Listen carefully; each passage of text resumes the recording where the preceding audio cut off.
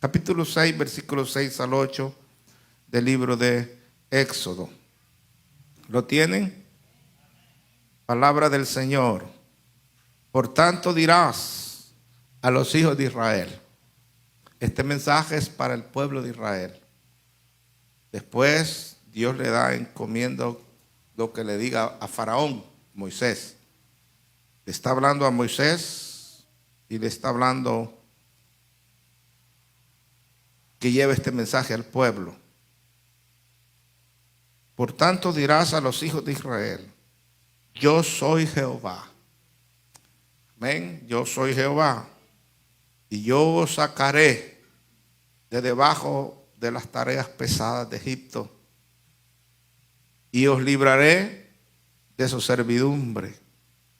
Y os redimiré con brazo extendido y con juicios grandes.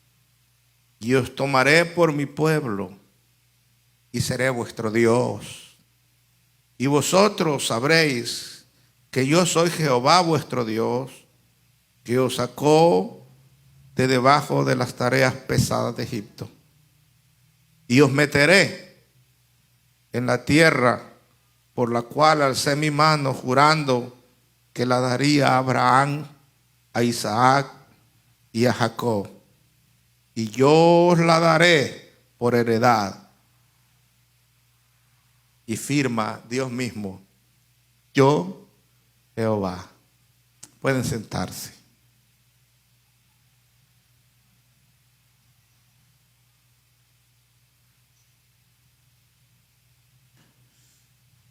El pueblo se quejó contra Moisés y Aarón por la pesada carga que Faraón les impuso. Entonces Moisés se queja con Dios. Para que ustedes sepan la historia antes de estos versículos, es que Dios ya había llamado a Moisés y a Aarón para que fueran a hablar con Faraón. Ellos fueron a hablar con Faraón y aunque Dios se manifestó mediante la vara de Aarón que se transformó en serpiente, Faraón se puso duro su corazón y en realidad Dios dice él mismo que endureció el corazón de Faraón porque quería mostrar sus maravillas en Egipto. Y aquel hombre se puso rebelde. Esto está en el capítulo 5, esa historia que le estoy diciendo. Y ordenó a los capataces que pusieran un trabajo más duro al pueblo de Israel. Hasta ese momento ellos hacían ladrillo, quebraban piedra, pero los que hacían ladrillos, los capataces les proveían de la paja para hacer el ladrillo. Ahora les puso más duro el trabajo y les dijo, ustedes van a tener que buscar ahora la paja también para hacer el ladrillo. Y entonces el trabajo se duplicó y eran azotados, eran castigados porque no alcanzaban a cubrir la tarea. En el versículo 22, antes del 22, el pueblo viene contra Moisés y se alzó contra Moisés. Y le dijeron, versículo 21, mire Jehová sobre nosotros y juzgue, pues nos habéis hecho abominables delante de Faraón y de tus siervos y de sus siervos, poniéndoles la espada en la mano para que nos maten. Y en el 20 dice, y encontrando a Moisés y a Aarón, que estaban a la vista de ellos, cuando salían de la presencia de Faraón, fue que comenzaron a recriminarle. Y en el versículo 22 encontramos a Moisés quejándose con Dios, fue con Dios. Dice, y entonces Moisés se volvió a Jehová y dijo, Señor, ¿por qué afliges a este pueblo? ¿Para qué me enviaste? fue la queja de Moisés. Porque desde que yo vine a Faraón para hablarle en tu nombre, ha afligido a este pueblo y tú no has librado a tu pueblo. Dios le responde a Moisés en el versículo 1 del capítulo 6 y le responde diciendo: ahora verás lo que yo haré a Faraón, porque con mano fuerte los dejará ir y con mano fuerte los echará de su tierra. Y Dios continuó hablando con Moisés, diciéndole lo que él iba a hacer. Y en el versículo 6 que nosotros leímos, hay una serie de promesas, hermanos, que Dios le da a Moisés. Algunos han titulado estos versículos como el Evangelio de Moisés. Otros le han puesto el Evangelio del Antiguo Testamento. Yo simplemente le puse el Evangelio de Dios. Y es que todo lo del Antiguo Testamento, el que está escrito en el Antiguo Testamento, se cumplió en Jesús. Amén. Todo se cumplió en Jesús, que trajo el bendito Evangelio. En ese entonces no se le llamaba Evangelio, pero las promesas son muy similares al Evangelio que nosotros predicamos. Algunos le ponen tantos preceptos al mensaje, al Evangelio que predicamos, y en realidad el Evangelio que predicamos es sencillo, ¿verdad? Se basa en algunas promesas que el Señor ha hecho por nosotros, que están en estos versículos en el Antiguo Testamento. La palabra Evangelio es una palabra que significa buenas nuevas, traer buenas nuevas. Entonces, el mensaje que nosotros predicamos es un mensaje de buenas nuevas. No trae condenación en él. La persona se condena a sí mismo al no creer, ¿verdad? Y decide por su propia cuenta seguir al mundo y al diablo.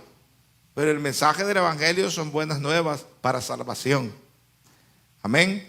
Pablo lo dice en el libro de Romanos: porque no me avergüenzo del Evangelio, porque es poder de Dios para salvación a todo aquel que cree. Ese es el mensaje del Evangelio.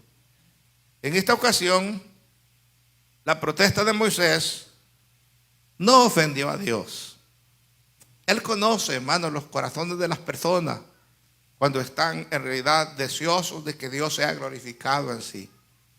Aunque Moisés estaba desesperado porque el pueblo se quejó duramente en contra de ellos, al venir al Señor, el Señor no ve el enojo de Moisés, ni se ofende por las palabras que Moisés le dice. Le está diciendo: ¿para qué me enviaste entonces? Y solamente mal he causado al pueblo. Dios, por el contrario, le dio en respuesta a ello una serie de promesas que vamos a ver en estos versículos. Le dio seguridades de las maravillosas y bien calculadas promesas de Dios. Y de esa manera calmó los temores de Moisés. También le está diciendo que Él va a aliviar las penas del pueblo, no solamente de Moisés. Va a consolar el corazón de las personas, también el de Moisés. Y allí le confirma todo por su nombre. Le dice: yo Jehová, yo tu Dios, soy el que te hago estas promesas. Yo soy el único Dios que existe. Y por lo tanto, soy el eterno e inmutable. Amén. Inmutable significa que nuestro Dios nunca cambia. Él es el mismo de ayer, es el mismo de ahora y será el mismo de mañana y de todos los siglos. Ese es nuestro Dios. Este nombre lo había revelado previamente a Moisés en el monte Sinaí como su nombre peculiar y con el nombre con el cual escogería ser llamado. Allá en Éxodo 3, versículos 13 al 15 se le aparece. Y Moisés le pregunta: cuando me digan los hijos de Israel de parte de quién voy, ¿qué les voy a decir? Y Dios le dice: dile que yo soy el que soy, el eterno, el poderoso, el único, Jehová. Aleluya. También había dicho que proclamara este nombre al pueblo en el versículo 6, el nombre de Jehová. Y este mandato se repite ahora, una vez más. Y con él se juntan las promesas que aquí encontramos en estos versículos. Hay al menos 7 promesas maravillosas, las mismas que ofrece el evangelio que nosotros predicamos. Fue la que Dios le ofreció al pueblo de Israel esclavizado en Egipto. Número 1, que Dios les daría reposo. Amén. Dios les daría reposo, primera promesa. Segundo, que ciertamente sacaría a los israelitas de Egipto. Egipto es un tipo del mundo en que nosotros vivimos ahora. Número 3, que lo haría con brazo extendido y mediante grandes juicios. Número 4, que serían su pueblo. Número 5, que Él sería su Dios. Número 6, que mantendría el pacto que había hecho con los patriarcas de dar a sus descendientes la tierra de Canaán. Y número 7, que ciertamente les daría esa tierra en heredad. Yo quisiera, hermanos, que en esos 3 versículos que leímos encontremos lo que el Señor nos ofrece ahora a nosotros. Nosotros, la iglesia del Señor, somos en ese tiempo el Israel de Dios. Eso lo dice Pablo. Somos el Israel de Dios. Amén. Israel, un día cuando Jesús venga por segunda vez, va a ser restaurado.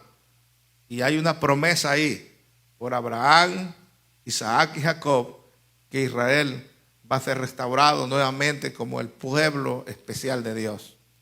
Mientras el Señor no venga, Israel seguirá en problemas, ¿verdad? En guerras y en dificultades y en problemas difíciles. Pero viene un día cuando Jesús aparezca por segunda vez y va a restaurar al pueblo de Israel completamente. Y nosotros vendremos con Él.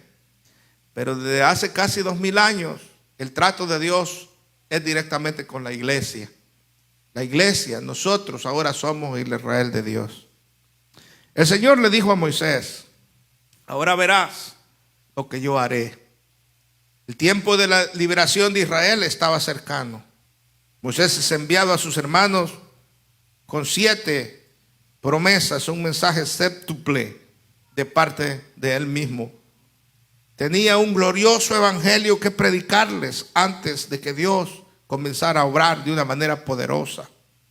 Antes que la esperanza resplandeciente en sus corazones naciera, aún viviendo en esclavitud, impotentes y sujetos al rey Faraón. Una magnífica ilustración es estos versículos del evangelio que nosotros predicamos ahora, el evangelio de Cristo. Y es como una ilustración porque hay 7 proclamaciones que nosotros predicamos al predicar el evangelio y que Jesús nos ofrece.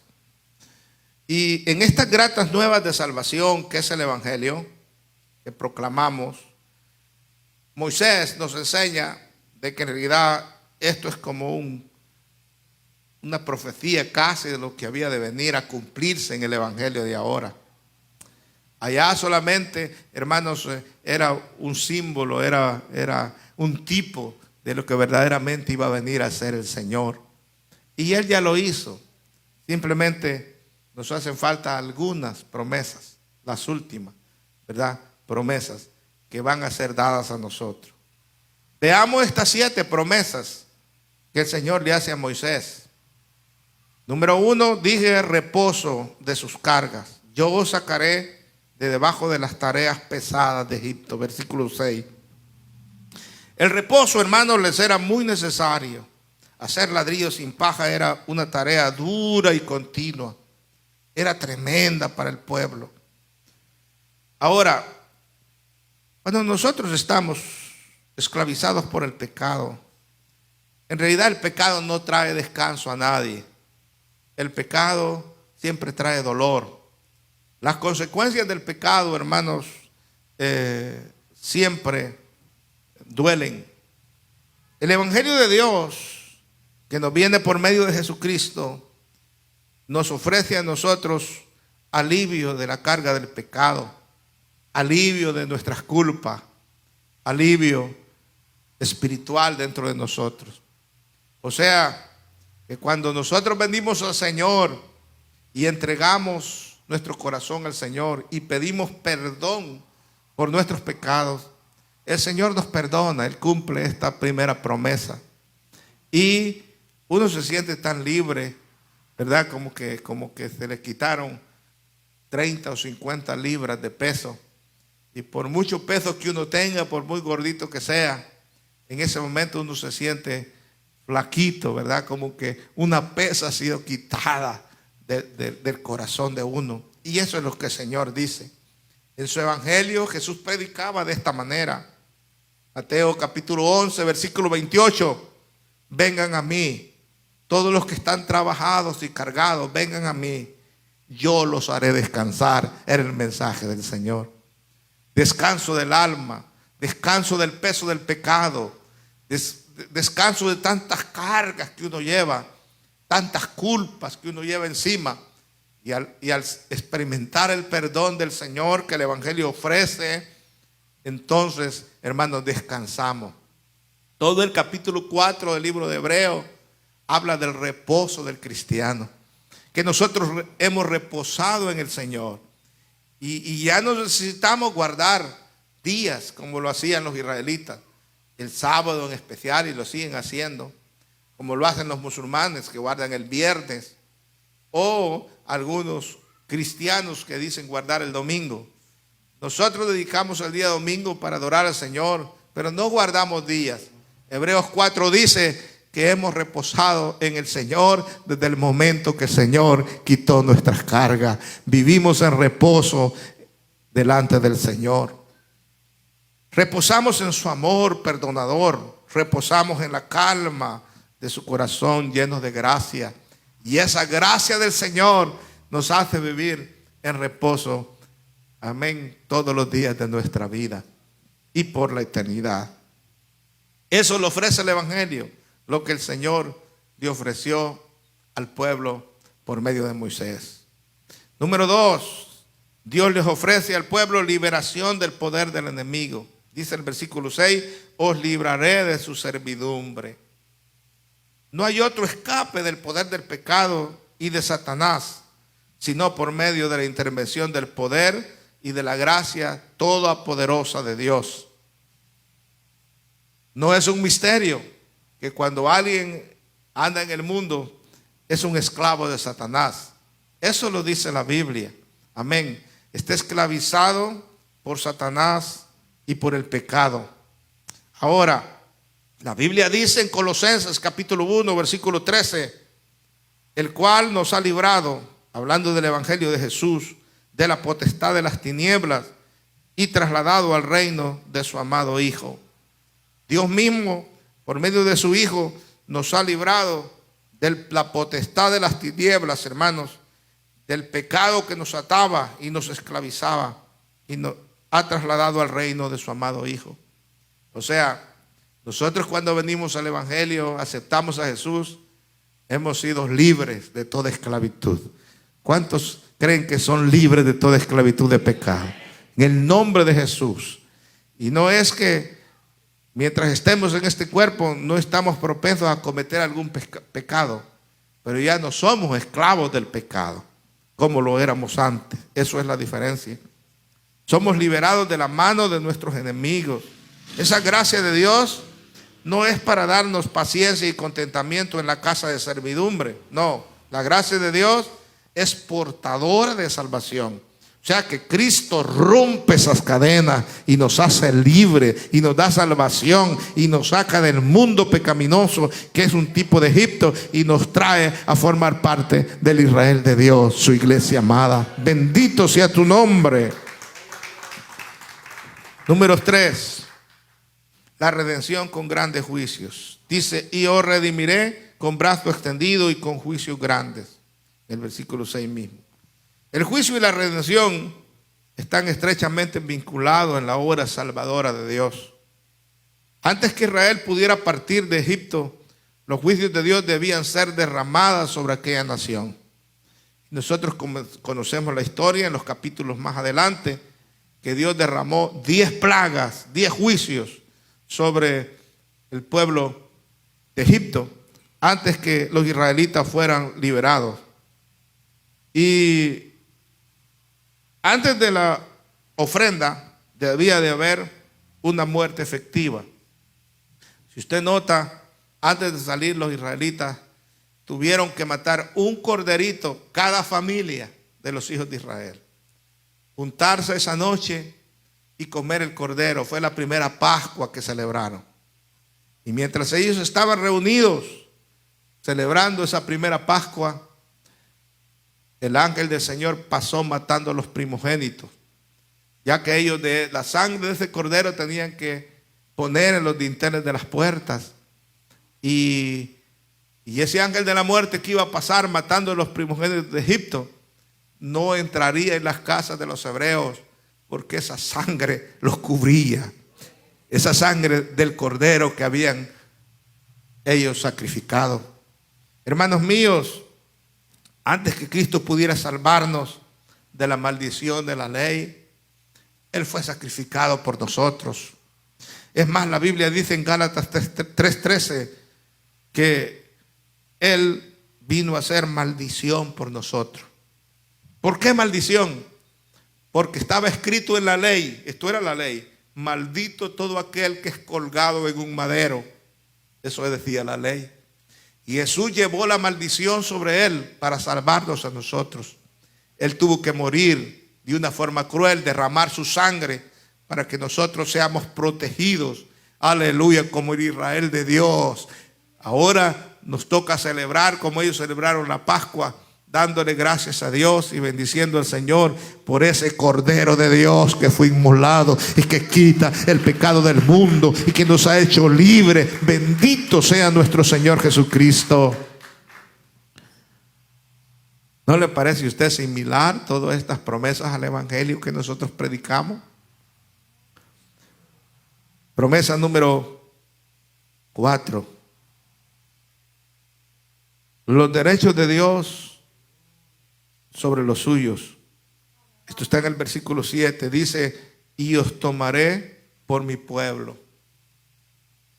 Ustedes serán mi pueblo. Hasta ese momento Israel no era el pueblo de Dios, pero el Señor les dice: yo los voy a librar para que sean mi pueblo.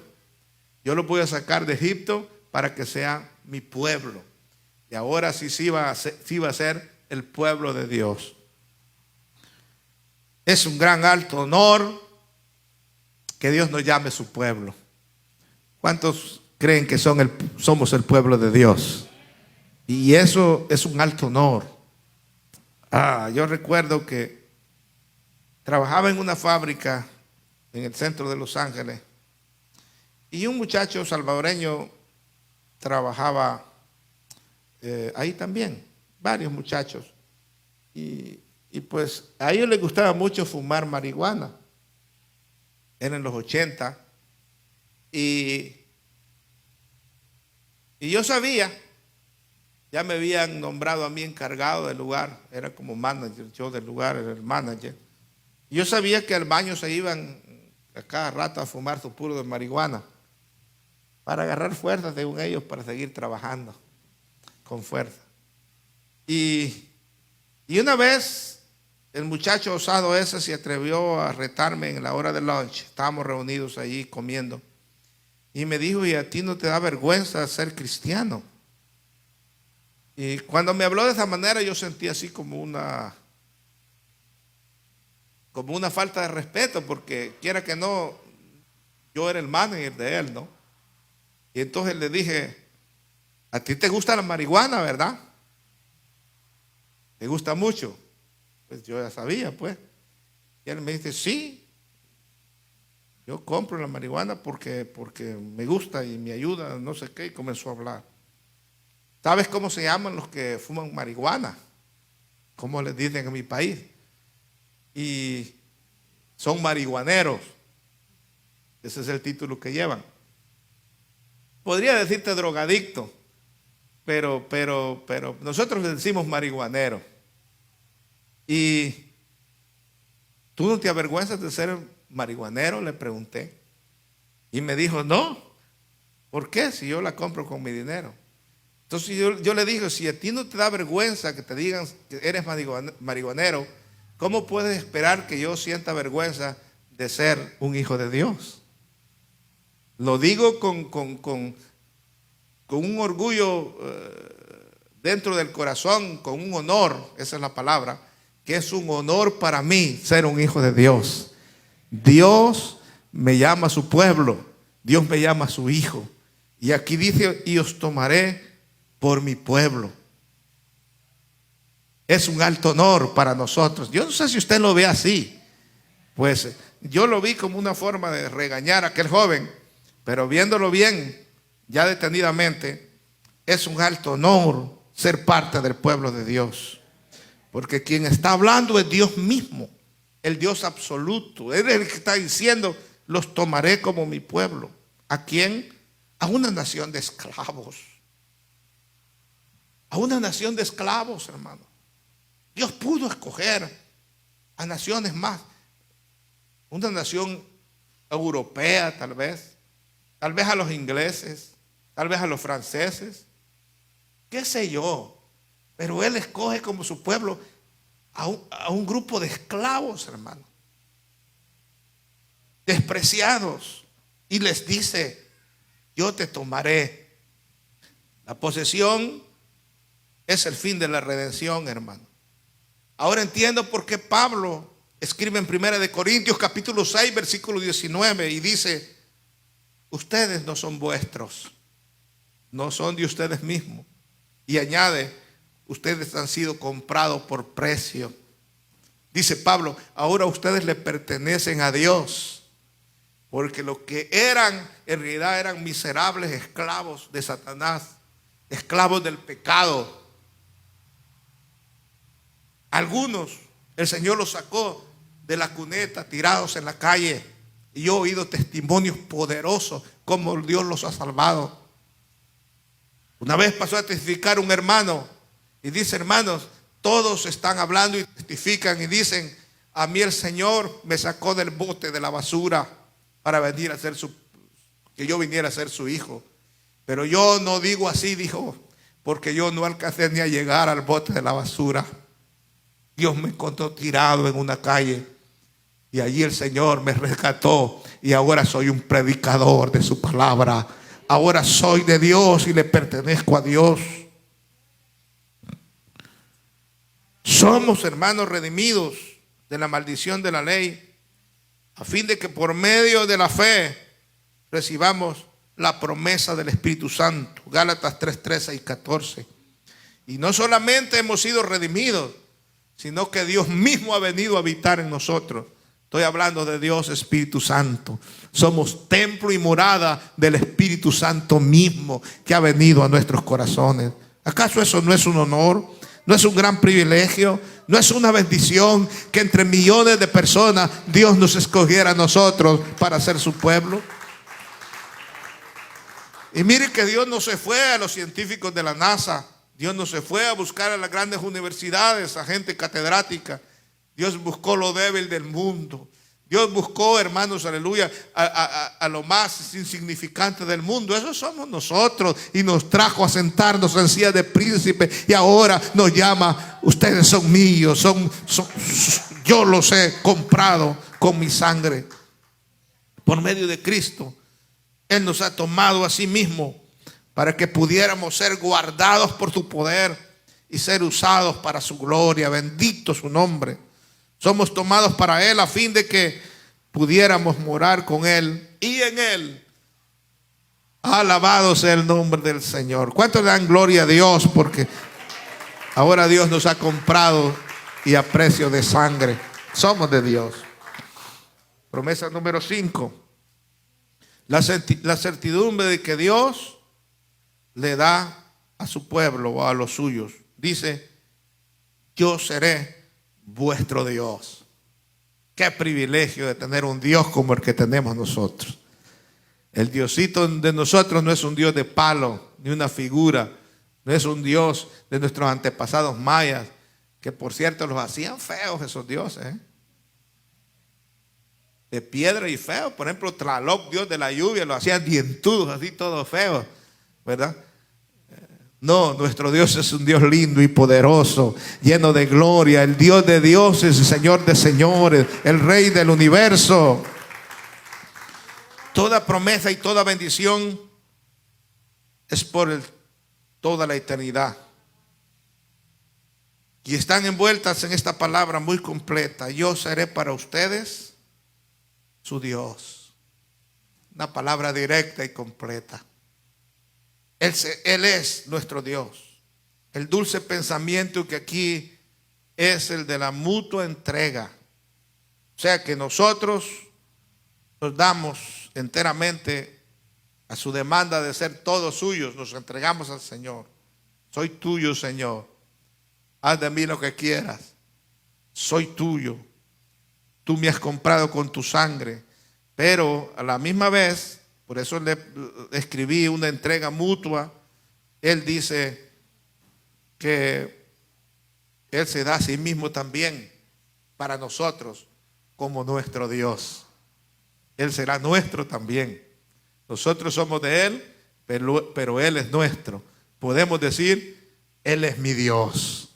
Amén, Él es mío. Como decía David siempre que escribía en los salmos, Jehová es mi pastor. Así hablaba él, es mío. Se apoderaba, lo hacía propio el Dios. Y así tiene que ser.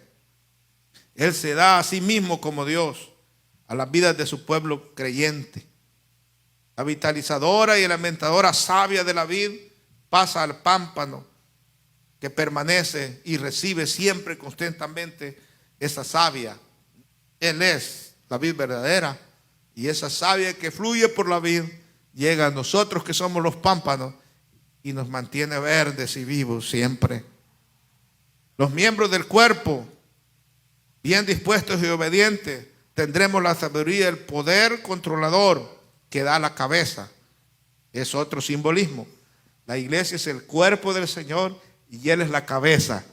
Amén. Y todos esos miembros obedientes le obedecen a la orden de la cabeza, que es nuestro Señor Jesucristo.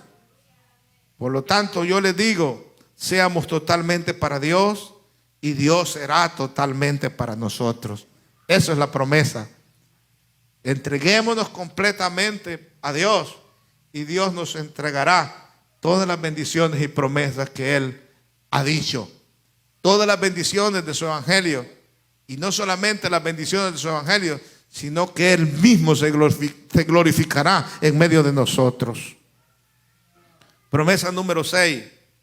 La promesa de la conducción continua. Y dice, y os meteré en la tierra. Yo lo haré. Él estará con nosotros todos los días hasta el fin del mundo. Ese es el evangelio que predicamos. Usted lo ha oído. Jesús lo prometió antes de irse a ascender al cielo. Yo estaré con ustedes para siempre, todos los días. Yo los guiaré. No los dejaré huérfanos. Les mandaré un consolador. Ese consolador los guiará. Ese consolador estará con ustedes en todo momento. Alabado sea el nombre del Señor. No limita solo a salvarnos o solo a salvar al pueblo, sino que está dispuesto a conducir a los salvos hasta el fin. En el caso del pueblo de Israel, la promesa es: no solo los salvaré del yugo, no solo los salvaré de las cargas, no solamente serán mi pueblo, no solamente yo seré su Dios, sino que yo iré con ustedes hasta la tierra prometida. Allí los guiaré, es la promesa. Él conoce el camino más apropiado para nuestra educación y crecimiento en la gracia. Es Dios que nos sostiene, es Dios que nos guía. De nosotros mismos no pudiéramos hacer mucho. Por eso David había reconocido esto, tanto que en el Salmo 37, versículo 5, él dice: encomienda a Jehová tu camino. Y cuando hagas esto, Él concederá las peticiones de tu corazón. Él hará algo hermoso en tu vida, pero encomienda a Jehová tu camino. Él dirigirá nuestros pasos.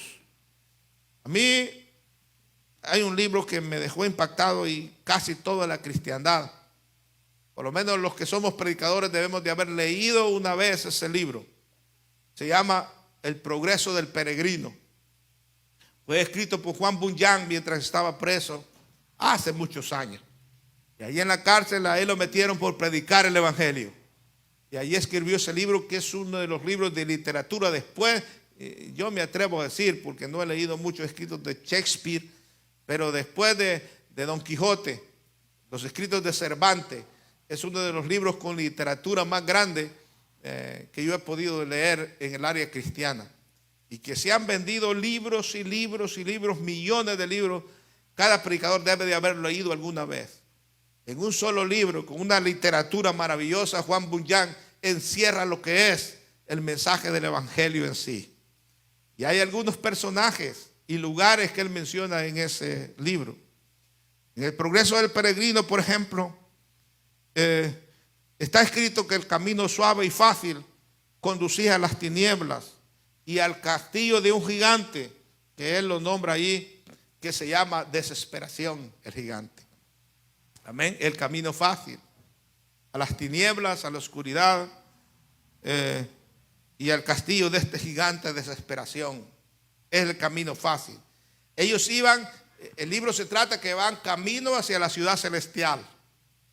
Y el personaje principal se llama Cristiano. Y hay otro que se llama Promesas de Dios. Una llave se llama así, que llevan promesas de Dios. Y este gigante, que es el diablo, se llama desesperación. Y entonces, hermanos, en el caso del Señor, en el caso del peregrino, ellos van rumbo a la ciudad celestial y pasan muchas experiencias. Alguna vez este gigante los capturó y los tuvo presos ahí, encadenados, hasta que ellos pensaron que iban a morir. Uno de los personajes se llama Esperanza y el otro se llama Cristiano, y están presos y el gigante los tiene ahí torturándolos y los encierra en cadenas en una celda. Y de repente Cristianos le dice a Esperanza: ¿qué es eso que llevas en el cuello? Es una llave, le dice Esperanza. ¿Y sabes qué? Ahora me acabo de acordar que esta llave abre todas las puertas de esta cárcel, de este castillo, para que podamos salir y seguir caminando hacia la ciudad celestial. Entonces Cristiano le dice: pues ¿qué esperas, Esperanza? Usa tu llave para poder salir de esta desesperación que estamos, en ese castillo de desesperación. Y esa llave nosotros sabemos que es la oración, que es la comunicación con Dios. Y ahí está Dios con nosotros. Él solo está esperando que le pidamos y Dios responde nuestras peticiones. Bendito sea Dios, que Él va con nosotros a todo momento, a cada instante, y por eso es que hemos llegado hasta aquí. Y número 7, la promesa de una gran posesión. La tierra que juré dar a Abraham, a Isaac y a Jacob. El único juramento formal. Eso está registrado en Génesis capítulo 22, versículo 16. Te daré esa tierra, les prometió a los tres: a Abraham, a Isaac y a Jacob.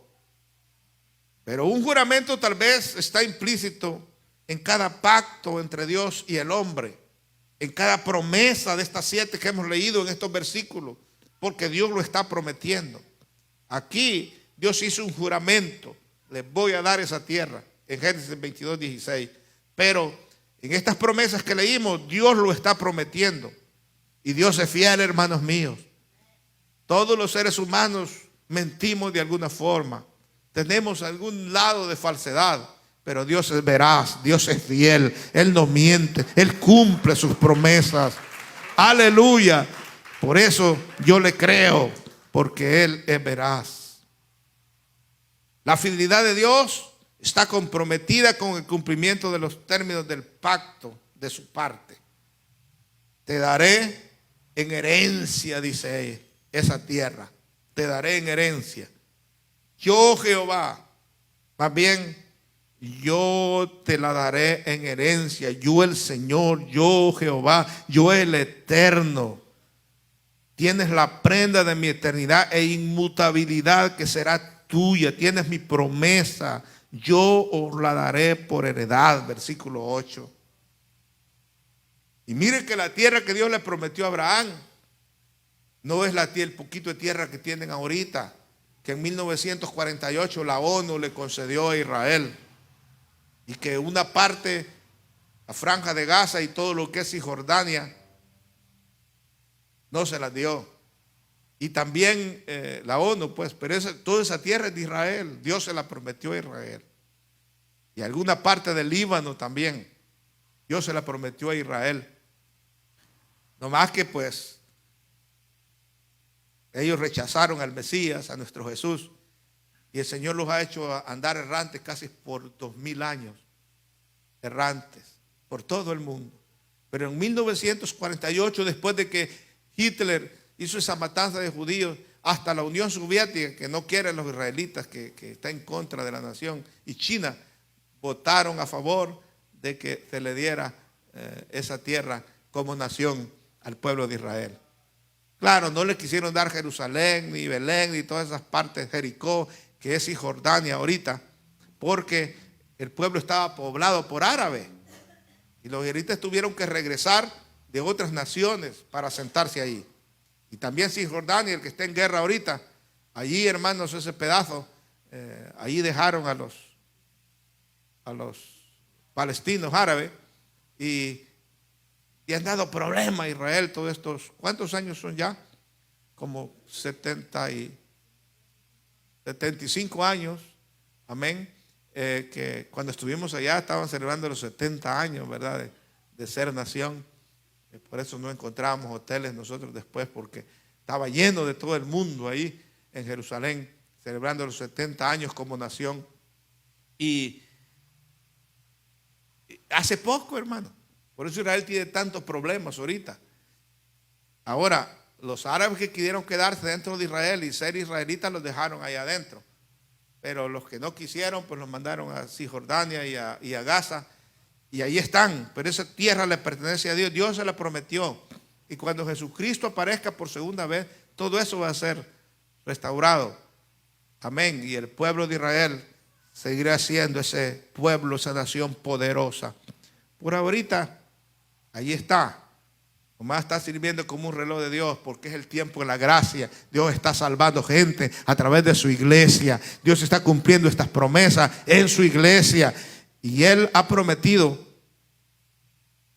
una promesa de darnos algo especial. La tierra prometida. Amén. Todos los peregrinos de Dios tenemos una gran herencia. Nosotros los cristianos. Jesús, antes de irse, San Juan capítulo 14, versículos 2 y 3, les dice, en la casa de mi Padre hay muchas mansiones, es lo que dice el Señor. Yo me voy a preparar un lugar precioso para ustedes. A eso voy. Mientras la iglesia está obrando aquí en la tierra por medio del Espíritu Santo, Jesús está preparando mansiones. La nueva Jerusalén que descenderá del cielo. Es algo especial, hermano. Es algo especial. Esa es la promesa del Señor y yo le creo. Y entonces, hermano, se los daré, dice el Señor. Como dijo el poeta, oh cansado peregrino, tu cabeza ya levanta, pues Dios mismo nos ha dicho que el gozo viene al romper el alba. Esa promesa está por cumplirse para nosotros. Pero Cristo pronto arrebatará a la iglesia y nosotros conoceremos esas mansiones que Cristo fue a preparar allá. Resumo este mensaje de esta forma. En este mensaje hay 7 promesas de redención. Primera, yo os sacaré de los duros trabajos de los egipcios. Debemos admitir, hermanos, que aunque el pecado parezca placentero, la esclavitud que se deriva de la costumbre de practicarlo es dura. En otras palabras, las consecuencias del pecado son duras, son permanentes y no es posible liberarse de tal presión sino solamente por la fe en Jesucristo y aceptarlo a Él como nuestro Señor y Redentor, aceptar esa obra redentora que Él hizo en la cruz del Calvario. Es la única forma de ser librados de la esclavitud del pecado. Aparentemente placentero para la carne, pero trae consecuencias duras. Número 2. Otra promesa es: yo libraré de la esclavitud del pecado. Los israelitas se encontraban en Egipto viviendo una vida de esclavitud y Dios prometió liberarlos de aquellas cadenas que los aprisionaban. La esclavitud, hermanos míos, constituye una condición de la cual nadie puede librarse por sí mismo. En el antiguo tiempo, si alguien quería liberar a un esclavo, tenía que comprarlo, pagar un precio por esa persona. Es necesario una intervención, o era necesaria una intervención externa. Jesucristo es el medio establecido por Dios para liberar a todo aquel que cree, liberarlo de esa esclavitud. Qué lindo. Número 3. Yo redimiré con brazo extendido, con poder, dice el Señor. Este es el poderoso brazo mencionado por el profeta Isaías. Si nosotros leemos el capítulo 53 de Isaías, que habla de Jesús, dice el versículo 1: ¿quién ha creído a nuestro anuncio? ¿Quién ha creído a nuestro mensaje? ¿Y a quién se ha revelado el brazo del Señor? Amén. Está hablando de Jesús. El evangelio que predicamos es Jesucristo mismo. Aleluya. Que está ofreciendo estas bendiciones. Y Él es el brazo del Señor. En la actualidad Dios está realizando la obra de la redención en los corazones y vidas de hombres y mujeres en el mundo. Cada uno de nosotros, mis hermanos y amigos, necesita un salvador del pecado. Porque ante sus ojos estamos corrompidos todos los seres humanos. Entonces necesitamos a alguien que nos salve. Ahora Jesús y Dios nos amó de tal manera que murió por nosotros el Señor Jesucristo en la cruz del Calvario. ¿Para qué? Para que pudiéramos ser salvos. Dios tiene un gran plan de salvación para todo el mundo. Ahora tenemos que acudir a Él. Y entonces Él nos salvará con su poder, con su brazo poderoso. La única requisito que hay es que vengamos a Él y aceptemos el regalo de Dios. No necesitamos dinero ni hacer tantas cosas, sino simplemente recibirlo como nuestro Salvador y Señor. Número 4. Yo os consideraré mi pueblo. Él nos sacó del fango y de la suciedad del pecado y nos convirtió en hijos suyos por la fe en Jesucristo. Él no nos salva para después apartarse y dejarnos solos. Él quiere ser nuestro Dios. Si realmente, hermanos míos, hemos sido salvos, no continuaremos viviendo como si Dios no existiese. Si hemos confiado en Jesucristo como Salvador, esta experiencia transformará nuestra vida de una manera total, pues es Dios mismo revelándose a nosotros. Y Él se convertirá en nuestro Dios y nosotros le reconoceremos como tal. Sabemos que Dios quiere redimirnos. ¿Cuántos saben que Dios quiere redimir al mundo? Al mundo entero. Quiere que seamos o que estemos seguros de que hemos sido salvos. Quiere ser nuestro Dios y quiere también que seamos su pueblo. Número 5. Yo seré vuestro Dios. Él ha escogido tener creyentes en Cristo. Desde antes de la fundación del mundo ya estábamos en la mente de Dios. Esto lo dice Pablo. Estábamos en la mente de Dios. Su plan de redención surgió del corazón de Dios. Dios ama a su pueblo porque el amor forma parte de su naturaleza. Por eso Él quiere ser nuestro Dios. De tal manera amó Dios al mundo que dio a su Hijo unigénito para que todo aquel que en Él cree no se pierda, mas tenga vida eterna. Número 6. Yo llevaré al país o a la tierra de Canaán. Hoy ha sido prometido a Abraham, Isaac y Jacob. Canaán es una figura del reino celestial, la Jerusalén celestial, hermano. Y número 7, yo daré ese país en propiedad o en heredad. En Romanos 5, Pablo dejó claro, se lee todo el capítulo 5 de Romanos, que hemos sido declarados justos por la fe. Amén. Por la fe. Hemos sido justificados por medio de la fe. Y añade él en el capítulo 5 de Romanos, y dice, y tenemos paz para con Dios por medio de nuestro Señor Jesucristo, por quien tenemos acceso, sigue diciendo, a Dios.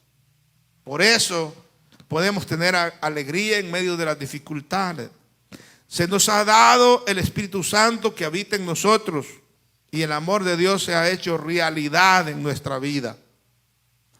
Hemos sido liberados de la condenación futura. Y el Evangelio es el que ha hecho todo esto en nosotros. Ahora, vamos rumbo a la Jerusalén celestial y por fe decimos que le veremos tal como Él es. Le estaremos con Él y disfrutaremos su bendición eternamente. Hermanos míos, estos versículos nos hablan de nuestra herencia e ilustran nuestra salvación. Este es el evangelio que predicamos. Esto es el evangelio que predicamos. Yo no sé por qué la gente desprecia a veces el mensaje del evangelio.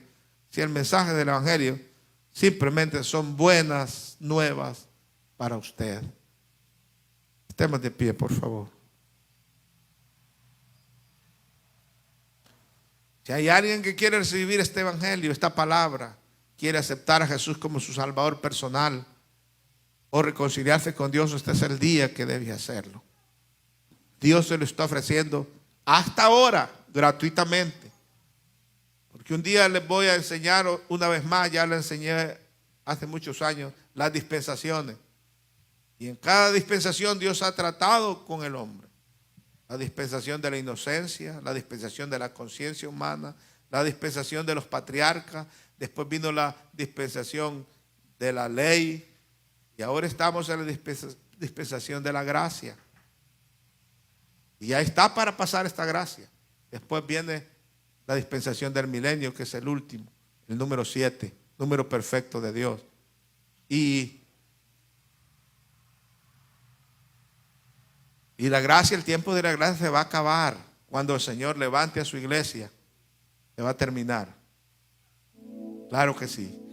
Aprovechemos ahora. Estamos en la dispensación de esta gracia y esto se llama evangelio. Salvación gratuita está ofreciendo el Señor. A los que me ven por los diferentes medios, yo les digo ahora, les exhorto, les digo con todo mi corazón, no desprecien el evangelio del Señor. El evangelio del Señor no es un camino para maltratarnos o para esclavizarnos como el mundo lo hace o el diablo para desearnos mal. El evangelio del Señor es para ser parte del pueblo de Dios y Dios quiere ser nuestro Dios. Y después de eso vienen las promesas, la herencia que Él tiene preparada para nosotros. Y entre esas promesas está la salvación de nuestra alma, la liberación del pecado, el descanso para nuestra vida. Amén. Y la vida eterna. Alabado sea Dios. Dios, más bajo por favor. Dios ha sido bueno. Mi Dios